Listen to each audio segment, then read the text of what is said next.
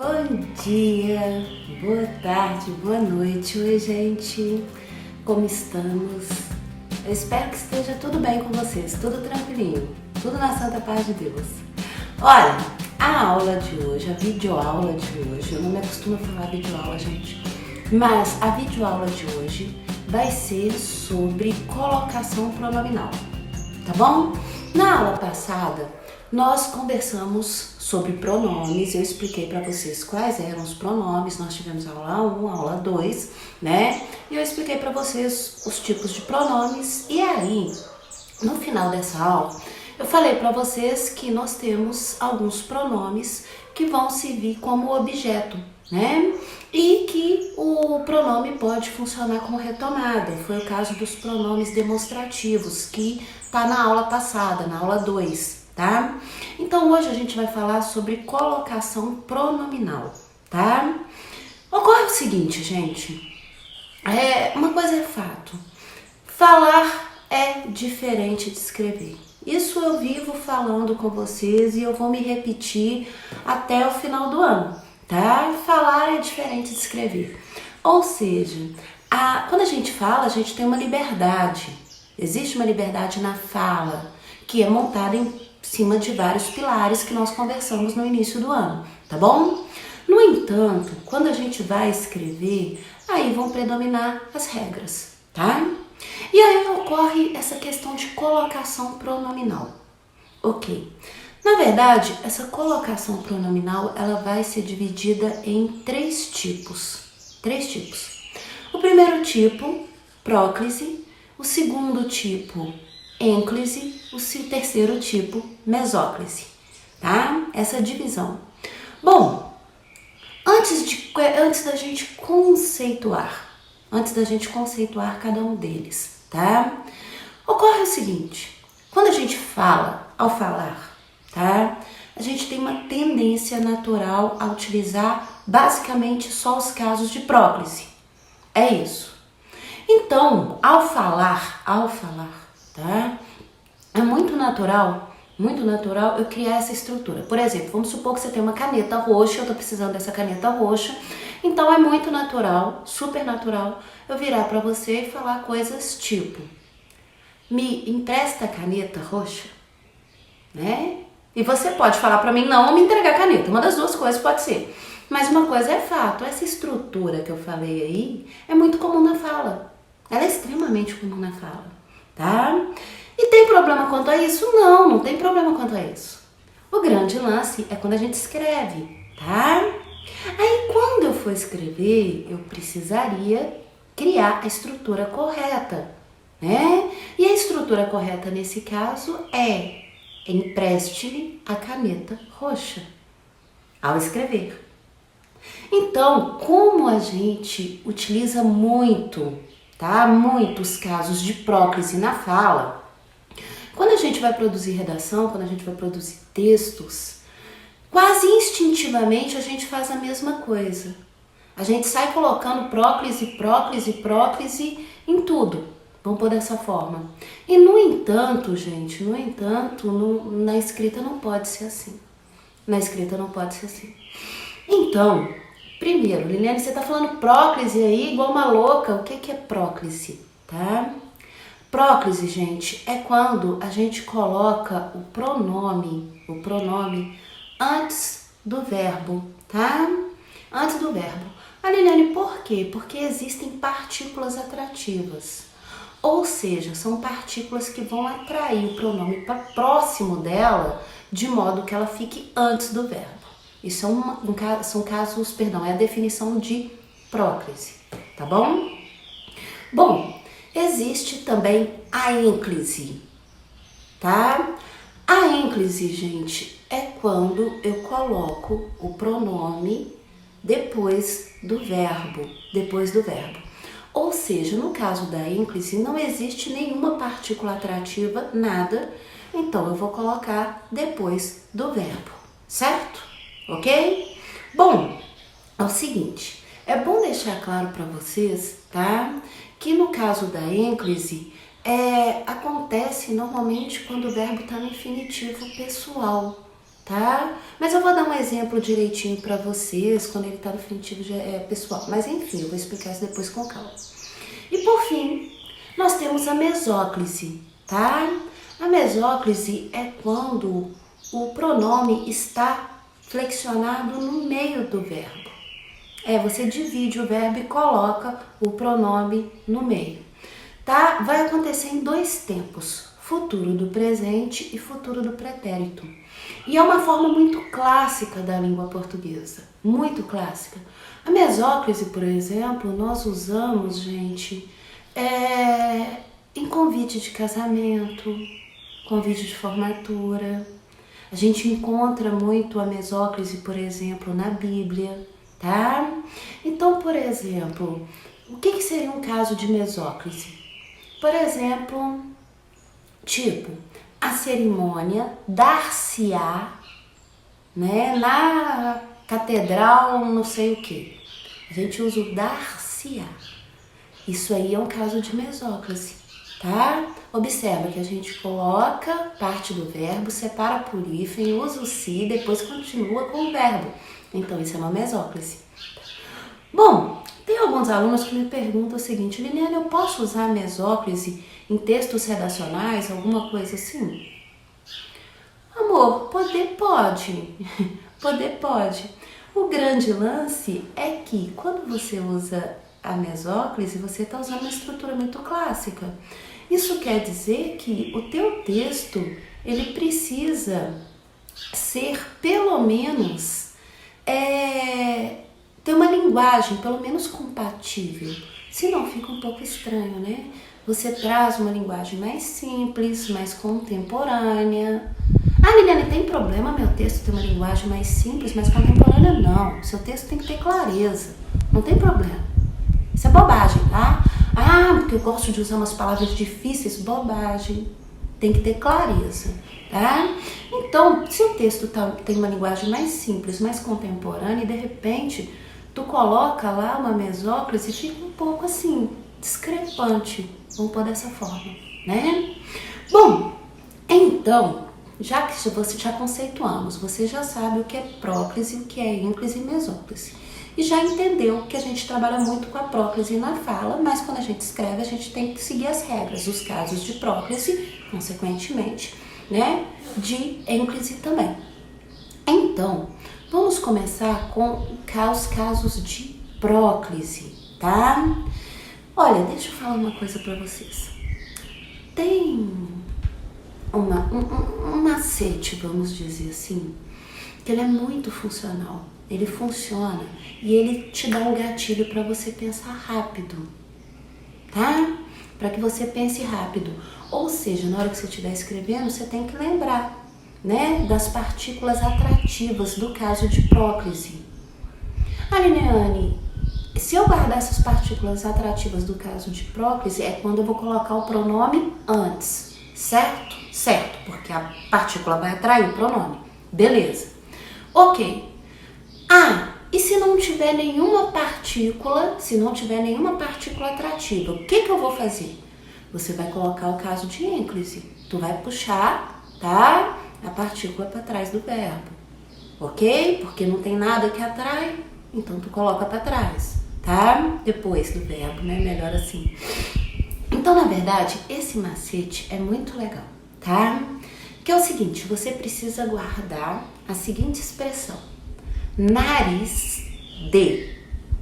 Eu sei que vocês estão vendo que eu coloquei uma legenda e na legenda eu coloquei nariz com S. Você fala, Liliane, você tá louca, minha filha? Você tá ensinando português e botou nariz com S. Tá, amor, eu sei que nariz escreve com Z. Mas para esse macete em específico, tá? A gente vai guardar com S. Nariz de, tá? Tem que ser com S, senão vai dar uma coisa errada. A Liliane, por que isso? Pelo seguinte, cada letrinha que vai formar esse nariz vai te fazer lembrar de uma partícula atrativa, certo? Então, por exemplo, começamos em nariz, tá? O N, tá? Primeira letrinha de nariz, N. N faz referência a palavras negativas. Ariane, tipo o quê?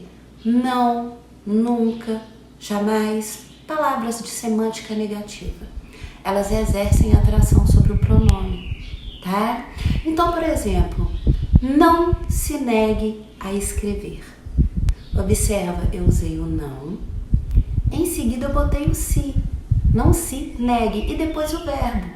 Por quê? Porque esse não está atraindo o si para próximo dele. Então, é um caso de próclise. Então, toda vez que você for escrever, você tiver palavras negativas, tá? Elas vão atrair o si para próximo dela. Então, esse é o primeira letra aí, o N, tá? A segunda letra, tá? De nariz D é um A. Esse A faz referência a quais partículas atrativas? Advérbios. Tudo bem? E toma cuidado, porque em redação vocês usam muitos advérbios. Advérbio de tempo, advérbio de lugar, vocês usam demais, tá? Então, esse A de nariz D aí são advérbios. Por exemplo, eu sempre te disse a verdade. Observa, sempre é um advérbio. Tudo bem? Aí eu tive que usar eu sempre te, o te é o pronome e depois vem o verbo, disse, tá? Então, o sempre atrai o pronome para próximo dele, então por isso que a gente coloca antes do verbo, ok? Então, advérbios, tempo, lugar, modo, intensidade, são partículas atrativas para o caso de próclise, certo? Bom, segunda letrinha de nariz D, R, tá? O R são relativos, pronomes relativos. Lembrando, pronomes relativos vocês também trabalham muito em redação e tem que usar mesmo, tá? Na aula passada a gente até mencionou o caso dos pronomes relativos, que a gente utiliza como forma de coesão, né? Para não ficar texto de criança, esse tipo de coisa. Então, né? Quando você usa, por exemplo, o que, esse que sendo pronome relativo, tá? Quando você usa o qual, a qual, onde, né? Cujo, cujas, né? São quem, são pronomes relativos que vão atrair a partícula para próxima deles. Então, muito cuidado, gente. Porque na maioria dos textos que eu leio de vocês, o que eu percebo? Eu percebo que é justamente nesse caso que vocês acabam falhando, tá? Ok? Então, por exemplo, não acredite nas mentiras que te contam. Não acredite nas mentiras que esse que se refere a mentiras. Concorda comigo? Então, o pronome relativo te contam. Observa que eu usei o pronome e em seguida o verbo. Por quê? Porque o pronome relativo vai ser atrativo, vai atrair, tá? Então, até agora da palavra nariz D, nós sabemos que o N, palavra negativa, sabemos que o A é o advérbio, sabemos que o R são pronomes relativos, tá? Ok? Beleza. Bom, em nariz D, a próxima letra é o I, né? O I são pronomes indefinidos. Eu expliquei para vocês quais são os pronomes indefinidos na aula passada. Então, por exemplo, alguém, ninguém, todo. Eu acho que foi até o finalzinho da aula, se eu não me engano, tá? Então, por exemplo, alguém me conte a história, por favor. Observe, eu usei um pronome indefinido, alguém. Ele exerceu uma atração no pronome, então alguém me conte. Só depois vem o verbo, certo? Então, de nariz D, o I é pronome indefinido, certo? Tranquilinho? Ok. Bom, o S, ai Jesus, o S. Presta atenção. O S representa sujeito na forma de pronome. De novo, eu não estou falando sujeito simples, nem sujeito composto, eu não estou falando disso. Eu estou falando quando o sujeito é um pronome. É o primeiro caso do S, tá? Do nosso macete.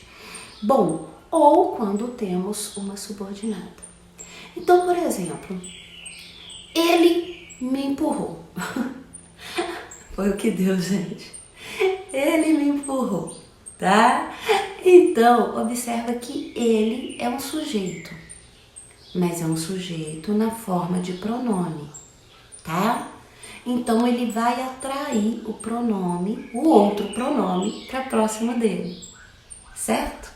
Então, quando você usa ele e ela, os pronomes do caso reto que conversamos na aula passada, tá? E esses pronomes só podem funcionar como sujeito, né? Não tem muita opção. Lembre-se que eles vão exercer a atração sobre o outro pronome, tá? Então, de nariz de, tá? O S é quando a gente tem, tá? Um sujeito que funciona como pronome. Ok. Aí você vira para mim e fala o seguinte: Liliane, mas e na forma de subordinada, como você disse? Embora se arrependesse, não pediu desculpas, tá? Observa o seguinte: quando a gente fala embora, esse embora aí é uma subordinada adverbial concessiva. Ah, Liliane, pelo amor de Deus, tem isso? Tem. Quando a gente usa as adverbiais, né? Na verdade, quando a gente usa as subordinadas, elas são unidas por, né, conjunções. Vamos pôr dessa forma, tá? E essas conjunções aí das subordinadas, elas vão atrair o si para próximo dela, ok? Tá? Seja ela adverbial, que é o caso que eu dei para vocês agora. Ah, Liliane, e as adjetivas, por exemplo, é mais fácil ainda, né? Porque as adjetivas são unidas por pronomes relativos. E a gente já viu que o pronome relativo exerce a atração sobre o si, tá? Ok? Bom, e aí ficou faltando só o D de nariz D, tá? O D de nariz D, gente, representa pronomes demonstrativos. E pelo amor de Deus, tá? Toma cuidado. Por quê? Porque vocês usam muito demonstrativo. Na aula passada eu ainda te dei um macete, não sei se você se recorda, que eu te dei um macete quando usar o este, quando usar o esse. Se você não recorda, pelo amor de Deus, volta lá, verifica, tá? Vê direitinho. E vocês trabalham muito com isso e tem que trabalhar mesmo, porque é um elemento coesivo. É um elemento coesivo, certo? Então, a gente vai trabalhar com o D, são pronomes demonstrativos que vão exercer a atração, tá?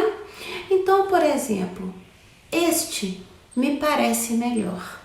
Quer dizer, olha, eu estou trabalhando com uma coesão, é retomada de algo que eu disse anteriormente, mas eu usei o este, e o este é um demonstrativo, tá? Ah, Liliane, mas é um demonstrativo de retomada, não é uma regra. Sendo demonstrativo, ele vai exercer atração sobre o pronome. Então, eu tive que usar este, e aí eu coloquei o pronome me parece, tá? Então, guarda aí, casos de próclise, nariz com S, D, tá? Liliane, se a frase não tivesse, por exemplo, ela não tem, vamos supor, ela não tem nenhum desses elementos atrativos, nenhuma dessas partículas atrativas, o que eu faria? Você passaria o pronome para depois do verbo, tá? Vamos pegar o primeiro caso, por exemplo, né? Não se negue a escrever, tá? Observa que eu tenho um não aí. Eu vou tirar o não da frase, tá? Vou tirar. Então, ela ficaria como? Negue-se a escrever. Negue-se a escrever. Por quê? Porque não tem nenhuma partícula atrativa aí. Nada. Nada, nada, nada. Ok? Certo? Ou, por exemplo, né? Se a gente pensar dentro das estruturas que vocês trabalham em textos, né? Vamos supor que você usou um que, mas esse que, vamos supor aí, ele não é um relativo, ele não é nada, tá? Ele só serve para juntar, né? Aí o que acontece? Mesmo ele funcionando só para juntar as orações, se for um caso de subordinada, aí vai exercer atração. Que nem é o caso na maioria dos casos, sim, tá? Bom, então deu para entender que se não exercer se não tiver, nenhuma partícula atrativa para que você tenha a próclise, você vai fazer o quê? Tu vai passar para trás do verbo, tu vai criar a ínclise. Quanto à mesóclise, o meu conselho é o mesmo do início da aula, tá? Se você puder evitar, a menos que o seu vocabulário seja bem mais erudito, que o seu vocabulário seja mais trabalhado, que não gere essa discrepância, tá? Se o seu vocabulário for mais simples e se ele for um vocabulário, e observa que simples não é ofensa, tá, gente? Lembra, o importante é a clareza. Se ele for mais atual, se o vocabulário é mais atual, fica um pouco estranho você colocar mesóclise. Mas observa a palavra que eu estou usando. Estranho. Em momento nenhum, eu estou dizendo que está errado. Certo? Tá bom? Então tá. No mais, gente, muitíssimo obrigada por ter me acompanhado até aqui, tá? Fiquem com Deus, uma ótima semana para vocês, uma excelente semana. Jesus abençoe a semana de vocês, muita paz para vocês. A gente se vê na próxima, tá? Tchau, gente!